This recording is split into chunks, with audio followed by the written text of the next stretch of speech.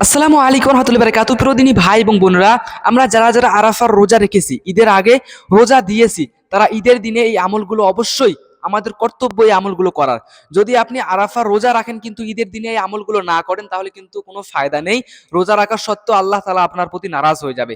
তাই প্রিয়দিনী ভাই এবং বোনেরা, পবিত্র ঈদের দিনে আমরা অবশ্যই এই আমলগুলো করব। যেহেতু আগামীকাল ঈদ চলে আসতেছে, আমরা এই বিষয়গুলো ধ্যান রাখি, ঈদের দিনে অবশ্যই এই আমলগুলো করব। দেখেন, ঈদ এমন একটা পবিত্র দিন যে দিন আল্লাহ তাবারক তাআলা অনেক বান্দা বান্দির গুনাহ মাফ করে দেয়। কোনো বান্দার থেকে আল্লাহ তাআলা অসন্তুষ্ট থাকতে চান না, কিন্তু আমরা নিজেরাই এরকম কিছু আমল করি, এরকম কিছু কাজ করে ফেলি, যার কারণে কিন্তু আল্লাহ তাবারক তাআলা আমাদের প্রতি নারাজ হয়ে যায়। তাই প্রিয়দিনী ভাই এবং বোনেরা, ভিডিওটি শেষ পর্যন্ত দেখবো। আমরা ঈদের দিনে এই ভুলগুলো করব না ইনশাআল্লাহ, এবং আল্লাহকে খুশি রাজি করার চেষ্টা করবো ইনশাআল্লাহ। ভিডিওটি স্কিপ না করে, কাটাকাটি না করে শেষ পর্যন্ত দেখবো। আর শুরুতে ছোট্ট একটা অনুরোধ করতেছি, যারা যারা ভিডিওটি দেখতেছো অবশ্যই ভিডিওটি লাইক দিবে এবং চ্যানেলটিকে সাবস্ক্রাইব করে দিবে। তো চলুন শুরু করা যাক। প্রথম যে ভুলটির কথা বলবো প্রিয়দিনী ভাই এবং বোনেরা, ঈদের দিনে আমরা অনেক আছি যে ফজরের নামাজ ছেড়ে দেই, কিন্তু ঈদের নামাজে গিয়ে সবার ফার্স্ট কাতারে, প্রথম কাতারে গিয়ে দাঁড়িয়ে যায়। এটা ভুল। ঈদের দিন পবিত্র একটা দিন, এই দিনের শুরুটা আমরা ফজরের নামাজ দিয়ে শুরু করব। দেখো, হাদিস শরীফের মধ্যে আসছে, আমরা ঈদের দিন হোক অথবা যে কোনো দিন হোক, ফজরের নামাজের যে প্রথম 2 রাকাত সুন্নত পড়তে হয়, সেটা পুরো পৃথিবীর থেকে আফজাল, পুরো পৃথিবীর থেকে ভালো, পুরো পৃথিবীর থেকে উত্তম। তাই আমরা দিনের শুরুটা, ঈদের দিন, ঈদের মতো একটা পবিত্র দিনের শুরুটাই আমরা কি করব? ফজরের নামাজ দিয়ে। এটা যেন আমাদের হাত থেকে ছুটে না যায়, এই ভুলটা যেন না হয়। কেননা যদি আপনি ঈদের দিনে ফজরের নামাজ ছেড়ে দেন, তাহলে দিনের শুরুতে আল্লাহকে আপনি কি নারাজ করালেন, আপনি আল্লাহকে নারাজ করালেন, আপনি একটা মস্ত বড় ভুল করে ফেললেন। তাই প্রিয়দিনী ভাই এবং বোনেরা, আমরা আরাফার রোজা রেখেছি, কষ্ট করেছি, আমরা সকলে চাই যে ঈদের দিনে আল্লাহ তাআলা আমাদের প্রত্যেকের প্রতি খুশি রাজি থাকুক, আমাদেরকে যে কারো প্রতি যেন নারাজ না হয়। আমরা অবশ্যই ঈদের দিনে ফজরের নামাজ পড়বো। কেউ এই ভুলটা যেন হয় না যে ফজরের নামাজ ছেড়ে দিয়ে ঈদের নামাজে চলে যায়, এই মোটা মস্ত বড় ভুল। দ্বিতীয় ভুলটা প্রিয়দিনী ভাই এবং বোনেরা, ঈদের দিনে পোশাক, আপনার যদি নতুন পোশাক থাকে, আপনি চেষ্টা করবেন নতুন পোশাক পরিধান করা। আমরা অনেকে ঈদের দিনের মার্কেট করে ফেলি, নতুন নতুন পোশাক কিনে ফেলি, তাহলে অবশ্যই ঈদের দিনে আপনি নতুন পোশাক পরবেন। কিন্তু এখন যদি আপনার কাছে নতুন পোশাক না থাকে, আমরা অনেক সময় এরকম করি যে ভালো ভালো পোশাক থাকার ক্ষেত্রেও অনেক সময় যে কোনো একটা পোশাক পরে নামাজ, 2 রাকাত নামাজ জাস্ট যাবো আর আসবো, অত সেজে গুজে গিয়ে কি হবে, এটা করে ফেলি। আপনি যদি পোশাক কিনতে নাও পারেন, আপনার যতগুলো পোশাক রাখা আছে, সেই পোশাকের মধ্যে সব থেকে উত্তম যে পোশাকটা, সেই পোশাকের মধ্যে সব থেকে ভালো, সব থেকে বেহতারিন যে পোশাকটা, ওই পোশাকটা পরবেন ইনশাআল্লাহ। কেননা আপনি যদি পৃথিবীতে থাকা অবস্থায় কোনো একটা বিয়ে বাড়িতে যান, কোনো একটা অনুষ্ঠান বাড়িতে যান, যে কোনো কোথাও যান, অনেকে সেজে গুজে যান, অনেক মেকআপ টেকআপ করে যান, কিন্তু যখন আপনি আল্লাহ তাআলার দরবারে আসতেছেন, তাহলে কিন্তু একটু সাজুগুজু করে আসবেন না? ভালো পোশাক পরিধান করবেন না? একটু খুশবু আতর লাগাবেন না? এটা কি আল্লাহ তাআলা মানা করেছে?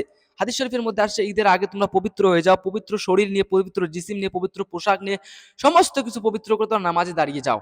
তাই আমরা সকলেই এটা ধ্যান রাখবো, ঈদের দিনে আমরা অবশ্যই ভালো পোশাক পরিধান করব। যদি আমরা পোশাক নতুন কিনতে না পারি, আমাদের নিজের যত সমস্ত পোশাক রাখা আছে, সেই পোশাকের মধ্যে উত্তম যে পোশাকটি, যে পোশাকটি সব থেকে দামি, যে পোশাকটি সব থেকে ব্র্যান্ডেড, যে পোশাকটি সব থেকে পরিষ্কার, যে পোশাকটি সব থেকে পাক পবিত্র, ওই পোশাকটি পরার চেষ্টা করবো ইনশাআল্লাহ। কেননা ঈদের দিনে আল্লাহ তাআলা কোনো বান্দার প্রতি নারাজ থাকে না, কিন্তু আমরা নিজেরাই এরকম কিছু ভুল করে ফেলি, যার কারণে আল্লাহ তাআলা নারাজ হয়। তাই প্রিয়দিনী ভাই এবং বোনেরা, এই ভুলটা আমরা কেউ করবো না ইনশাআল্লাহ। 3 নম্বরে যে ভুলটির কথা বলবো প্রিয়দিনী ভাই এবং বোনেরা, ঈদের দিনে আপনি হয়তো, কোরবানি ঈদ সামনে যেহেতু, আপনি কোরবানি ঈদের দিনে যে কোনো একটা পশু কোরবানি দিলেন, যে কোনো একটা পশু কোরবানি দিলেন, সেক্ষেত্রে আপনি সেটার মাংস ভালোভাবে উপভোগ করতেছেন, ওটাও একটা ছাগল কোরবানি দিলেন, সেটার মাংস উপভোগ করতেছেন, কিন্তু আপনার পাশের বাড়িতে এখনো পর্যন্ত মাংস পৌঁছালো না। আপনার বাড়ি থেকে ২-৪ হাত দূরে একটা বাড়ি, যেখানে একজন গরিব মিসকিন বাস করে, যিনি কোরবানি দিতে পারেননি, তার টাকা পয়সা নেই, তার বাড়িতে এখনো মাংস পৌঁছায়নি। এটা কিন্তু মস্ত বড় একটা ভুল। আপনাদের কর্তব্য ওই বাড়িতে মাংস পৌঁছে দেওয়া। কেননা হাদিস শরীফে আমরা সকলে জানি যে কোরবানি ঈদের দিনে মাংসের ৩টা ভাগ করতে হয়।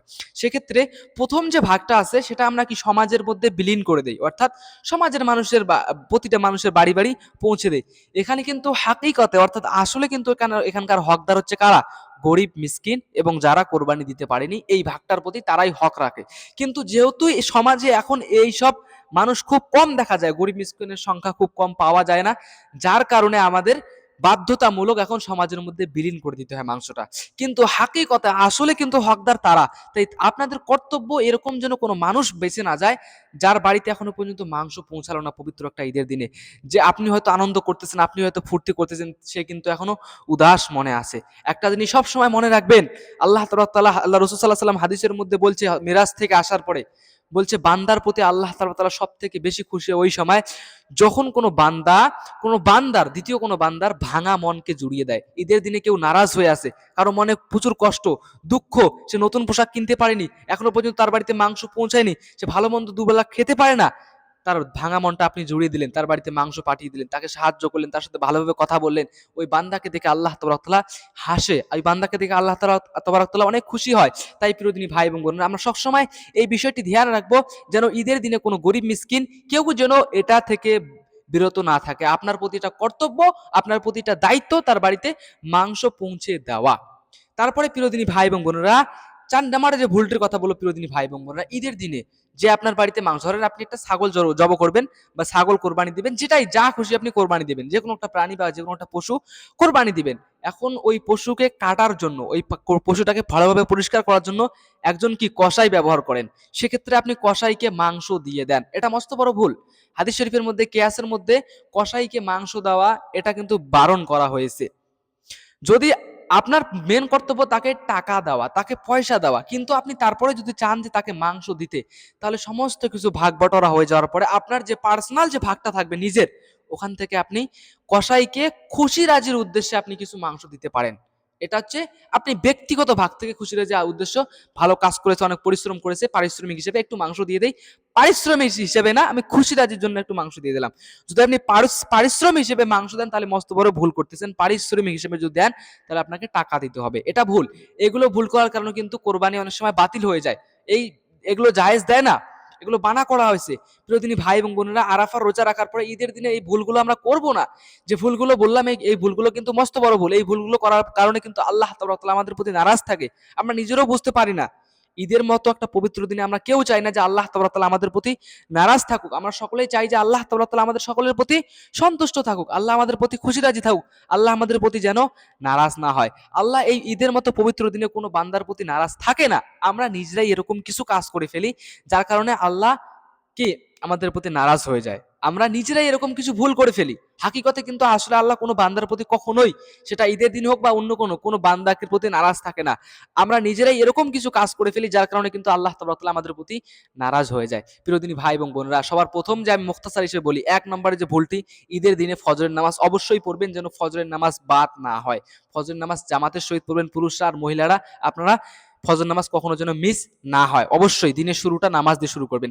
দ্বিতীয়তে, আপনি যদি নতুন পোশাক কেনেন তাহলে নতুন পোশাক পরে ঈদের নামাজ পড়তে যাবেন। আর যদি আপনি নতুন পোশাক কিনতে না পারেন, তাহলে আপনার কাছে যে সমস্ত পোশাক, উত্তম পোশাক আছে, সব থেকে ভালো পোশাক, সব থেকে দামি পোশাক, সব থেকে পবিত্র পোশাক, সব থেকে পরিষ্কার পোশাক, ওই পোশাকটা পরিধান করবেন। তৃতীয়তে, ঈদের দিনে কোনো গরিব মিসকিন যেন বাদ না যায়, এমন কোনো ব্যক্তি যেন বাদ না যায় যার বাড়িতে আপনি মাংস পৌঁছে দেননি। এটা আপনার প্রতি কর্তব্য, আপনার প্রতি দায়িত্ব। কে কি করলো, মানুষ দিল না দিল, আমি দেইনি, ওরা দেয়নি বলে আমি দিব না, এটা সেটা এরকম এগুলো ভুল মাথায় আনবে না।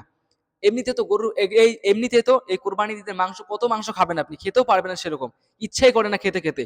তাই এরকম কিছু কিছু মানুষ আছে যারা কোরবানি দিতে পারে না, অবশ্যই তাদের বাড়িতে মাংস পৌঁছে দেবেন। গরিব মিসকিনের বাড়িতে যেন হাসি ফোটে, একটু হলেও তার মুখের মধ্যে একটু হলেও হাসি নিয়ে আসবেন। এটা কিন্তু আল্লাহ তাআলা প্রচন্ড খুশি হয় কোনো বান্দা যদি কোনো বান্দার মনের দুঃখ দূর করে দেয়।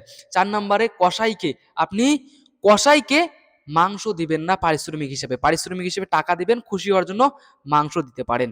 আজকে এ পর্যন্তই, তা আর বেশি কথা বলো না। তার আগে ছোট্ট একটি অনুরোধ করবো, যারা যারা ভিডিওটি দেখতেছো অবশ্যই ভিডিওটি লাইক দিবে এবং চ্যানেলটি সাবস্ক্রাইব করে দেবে। আসসালামু আলাইকুম।